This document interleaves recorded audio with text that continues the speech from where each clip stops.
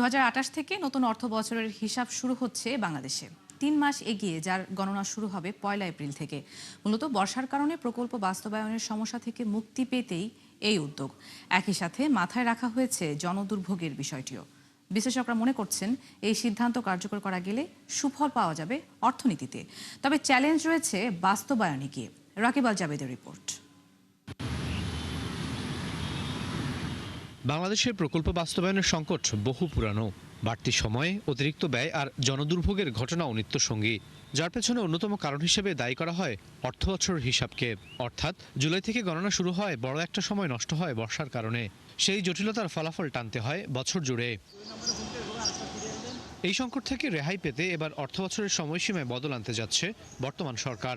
এরই মধ্যে যা অনুমোদিত হয়েছে মন্ত্রিসভায়। সিদ্ধান্ত অনুযায়ী 3 মাস আগে থেকে গণনা শুরু হলে বাড়বে কাজের মান, কমবে দুর্ভোগও। একই সাথে দূর হবে জুলাই আগস্টের বৃষ্টি সংক্রান্ত ঝামেলাও। নতুন পরিকল্পনাকে স্বাগত জানিয়ে একে বাংলাদেশের আবহাওয়ার সাথে সামঞ্জস্যপূর্ণ হিসেবে মন্তব্য করেন অন্তর্বর্তী সরকারের সাবেক এই উপদেষ্টা।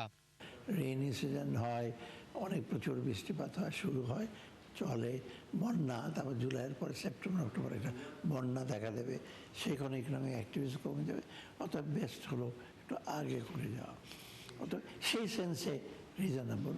যেমন এপ্রিল থেকে করলে সুবিধা হবে কি, শীতের পুরা এসে কেটে গেল, আমাদের আমন ধান এটা শেষ হলো, সবজি প্লাস শীতের যে মেইনই সেটা বেটার সিজন, কোনো বন্যা হয় না। বছরের শেষে এসে তড়িঘড়ি করি, তখন বর্ষাকাল থাকে। তো এই বর্ষাকাল থাকার কারণে কাজও হয় না, আবার টাকাটাও নানাভাবে ব্যয় হয়ে যায়। তো এখন এটা যদি আপনার এপ্রিলে শেষ হয় বা মার্চে শেষ হয়, তখন শীতকাল।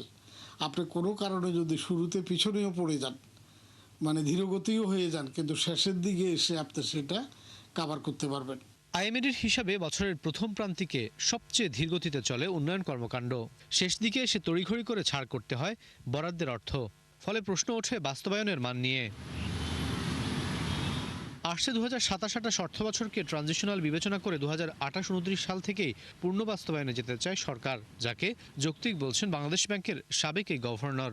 তবে শঙ্কা প্রকাশ করেছেন সংশ্লিষ্টদের সক্ষমতা নিয়ে। বর্ষাকালেই হবে, শীতকালেই হবে। আমার ইমপ্লিমেন্টেশন আমাকে শীতকালেই করতে হবে এবং বর্ষাকালে প্রস্তুতিটা নিতে হবে। বর্ষাকালে ইমপ্লিমেন্টেশন করা যাবে না, এটা বাস্তবতা। তো আমি যেটাই আগাই পিছাই, আমাকে ওই বাস্তবতা মেনেই করতে হবে। যে কম্পালসিভ ছিল, একে অত্যাবশ্যকের জিনিস ছিল, আমার মনে হয় না। কারণ ফিসক্যাল ইয়ার জুলাই টু জুন ছিল বহুদিন যাবতই, এটা মোটামুটি অভ্যস্ত এবং আমাদের এক্সপেন্ডিচার প্যাটার্নটা এইভাবে ধরা হয়। বর্তমানে ভারত, সিঙ্গাপুর, জাপান, দক্ষিণ আফ্রিকা সহ একাধিক দেশে এই হিসাব চালু রয়েছে।